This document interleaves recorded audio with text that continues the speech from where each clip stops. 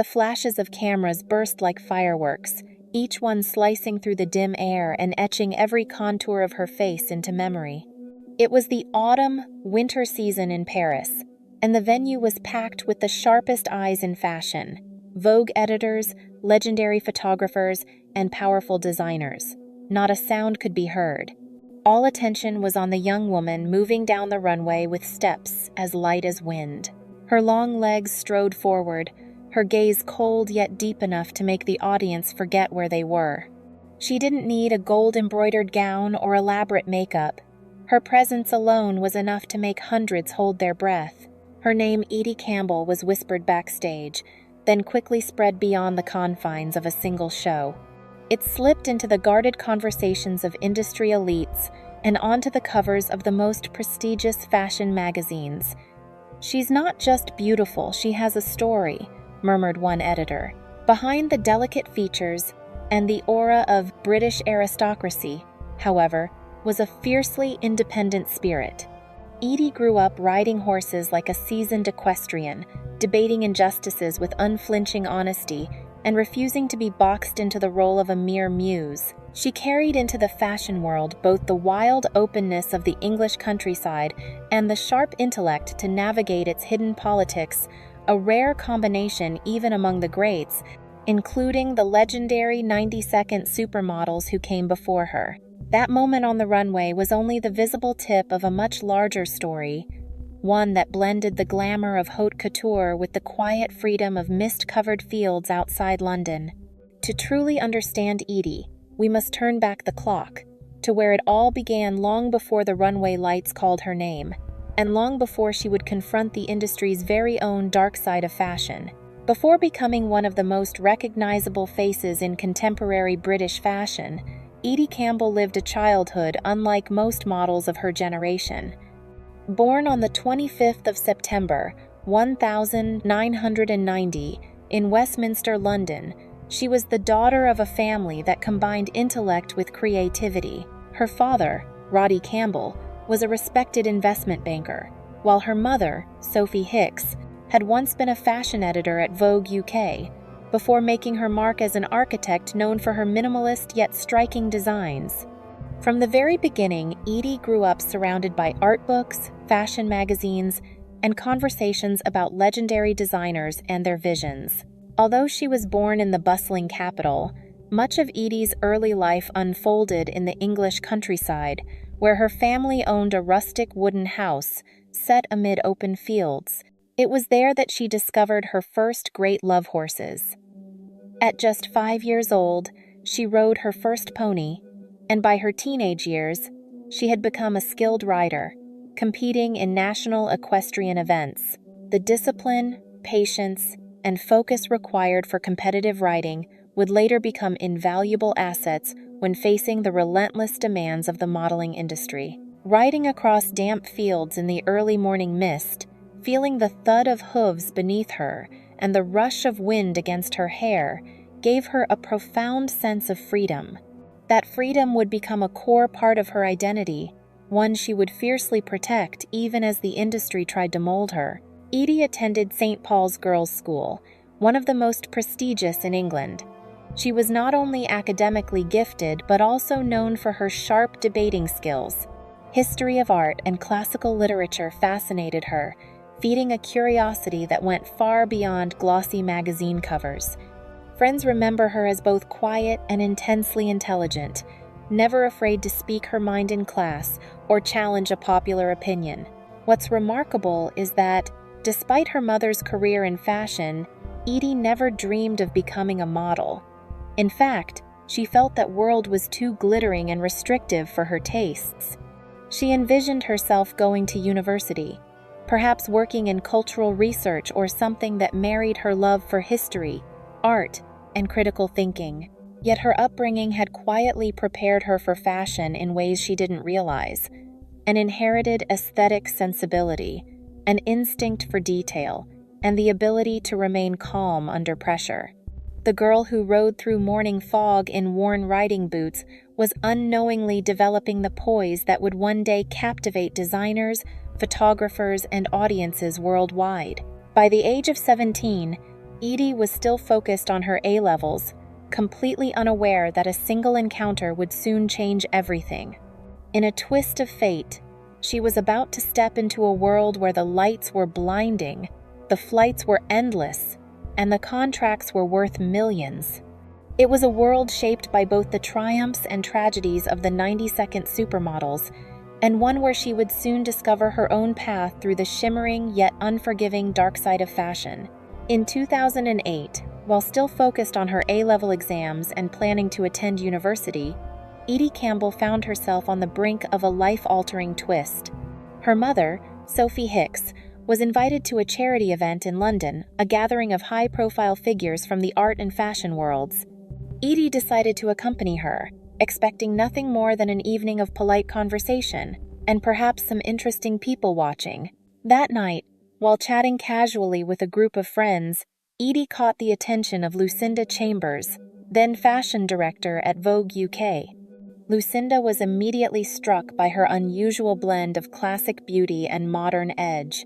Long, naturally flowing brown hair, a delicate, sculpted face without a trace of makeup, and a gaze that seemed to hold a hidden story. After a few brief pleasantries, Lucinda made a bold suggestion Edie should consider modeling and come in for a test shoot. At first, Edie politely declined. She had never seen herself in that light, believing the modeling world to be both glamorous and alien, filled with rules she had no interest in following. But Lucinda persisted, and with gentle encouragement from her mother, Edie eventually agreed to try just once. A few weeks later, she found herself standing in front of the legendary Mario Testino. It was meant to be just a low-pressure test shoot, but as soon as the camera clicked, something happened. Edie didn't force poses or overthink her expressions. She simply existed in front of the lens, letting her body language and eyes do the talking. Testino was captivated. He recognized that rare quality, a natural authenticity combined with subtle storytelling that separates a model from a photograph. The resulting images landed Edie in a feature for Vogue UK, marking her first official appearance in a fashion magazine. For a girl who had never considered modeling, this was an unexpected beginning to a journey that would soon move at a pace she could barely comprehend. Reactions from her inner circle were mixed. Her mother beamed with pride but reminded her to hold firmly to her values. Friends were wide-eyed with excitement, eager to know what it felt like to work with one of the most famous photographers in the world. Edie herself was a swirl of curiosity, apprehension, and exhilaration. Initially, she treated it as a one-time adventure before university. But fashion moves fast, and the industry was already knocking at her door. Within months, she received her first runway booking Burberry's Spring-Summer 2009 show. The moment she stepped onto that runway, the blinding lights, the thrum of music, and the silent intensity of hundreds of eyes locked onto her. She felt a rush unlike anything else. As she walked off stage, she knew with startling clarity, nothing in her life would ever be the same. She was no longer just a rider in the English countryside, she was now part of a global stage, one where the glamour of haute couture intertwined with the unspoken rules and hidden pressures that hinted at the dark side of fashion. From the moment she stepped onto the Burberry runway, Edie Campbell's name began appearing on the casting sheets of every major fashion week. Within a single year, she was walking for Chanel, Alexander McQueen, Marc Jacobs, Christian Dior, Lanvin, and more. Designers were drawn to her rare duality, an elegance that felt timeless, paired with a subtle, rebellious streak. It was a combination that even among the most celebrated 90-second supermodels was hard to find. The autumn-winter 2013 season would become one of the most defining moments of her career. Under the direction of Karl Lagerfeld, Edie not only opened but also closed the Chanel show, an honor reserved for a select few. Draped in a perfectly tailored tweed ensemble, she moved across the amber-lit runway with a grace that was almost cinematic. Critics called her the living embodiment of British sophistication in the heart of Paris. Karl himself, famously hard to please, remarked, "She doesn't just wear the clothes, she lives in them." Off the runway, Edie became a face for campaigns that spanned the fashion spectrum, from the aristocratic elegance of Burberry to the rock and roll edge of Saint Laurent. Each photo shoot seemed to reveal another facet of her persona. In 2013, she was awarded Model of the Year at the British Fashion Awards, solidifying her position as one of Britain's leading fashion figures. What set Edie apart during her peak wasn't just the number of contracts she booked, it was her chameleon-like ability to transform. One day, she could embody the refined glamour of a Chanel muse. The next, she would channel the androgynous cool of a Saint Laurent rebelle. Photographers loved her because she didn't merely pose. She told stories with her body, her posture, her gaze. Despite her packed schedule, Edie never abandoned her love of horses.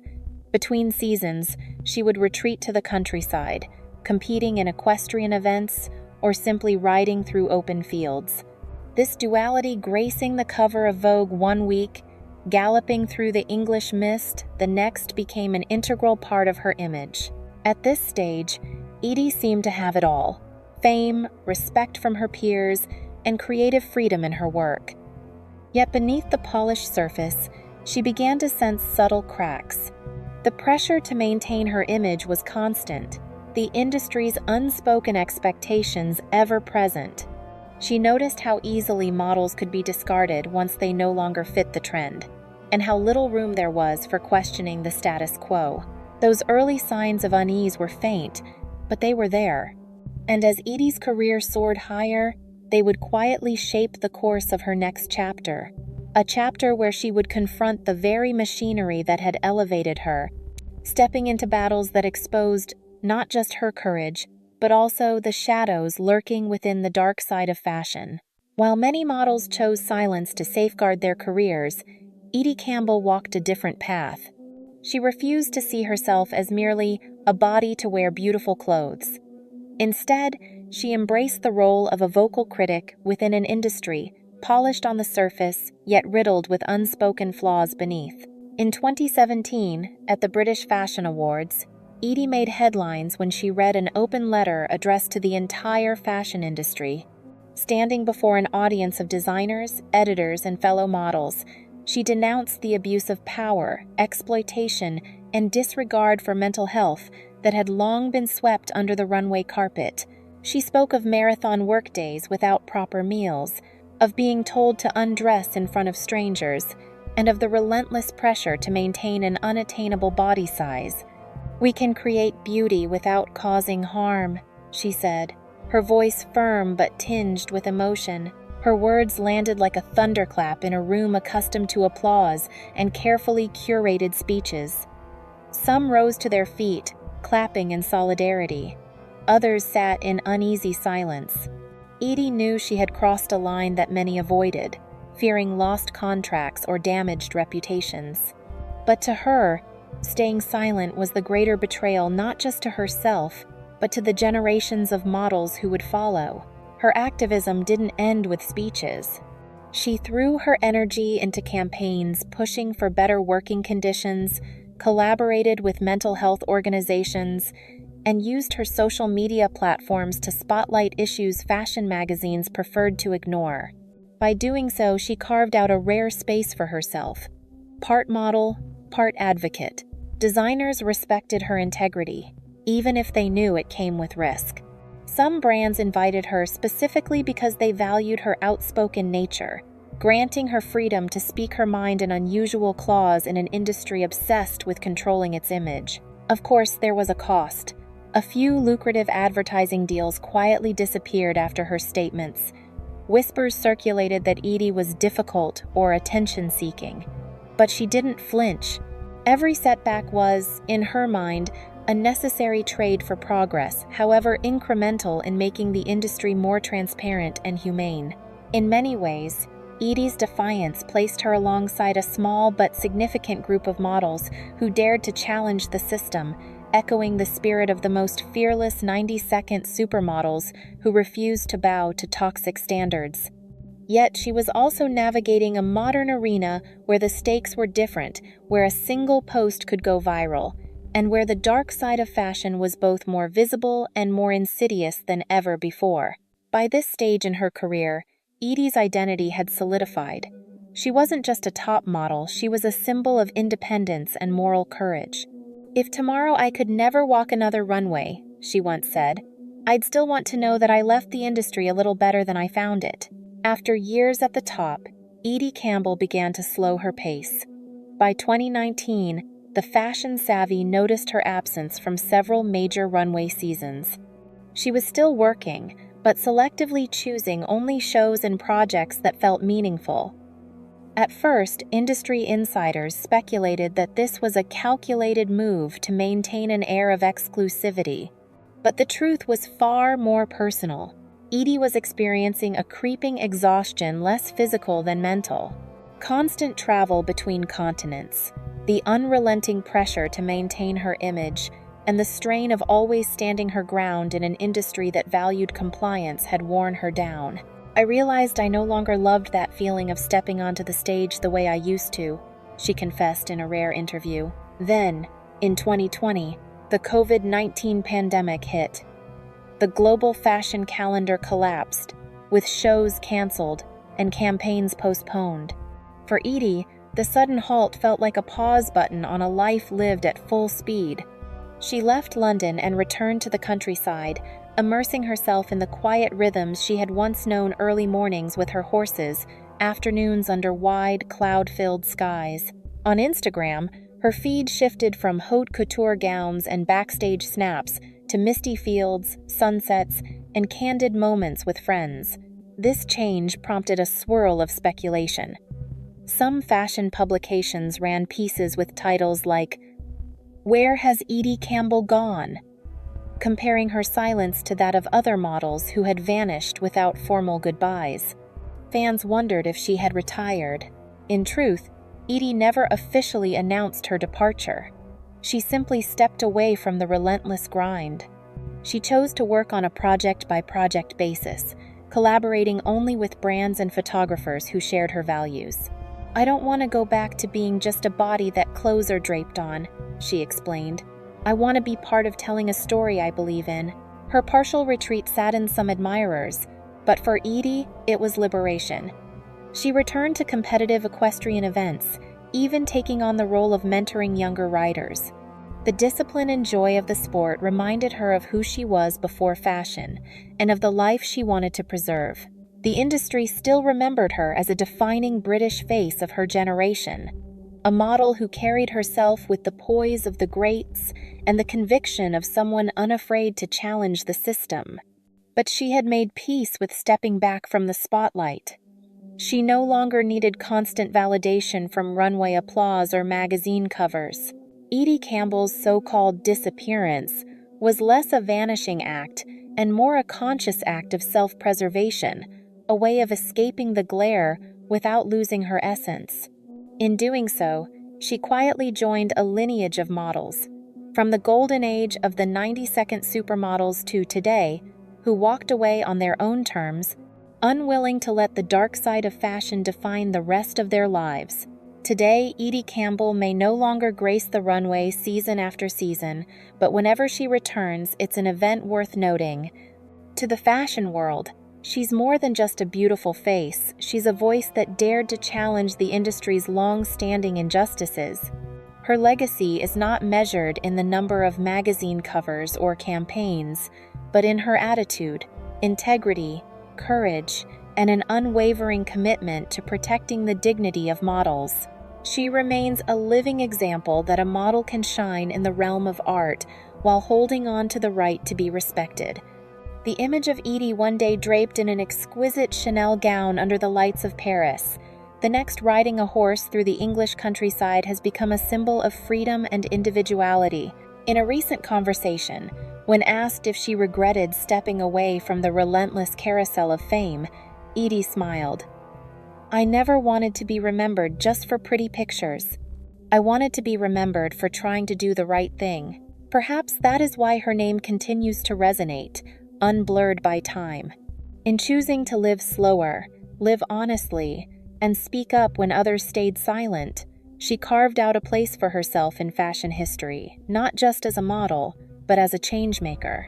And it leaves us wondering, if she were to start her journey today, would the fashion world be more ready to listen to her than it was before? Or would it still turn away from a voice that refuses to be silenced?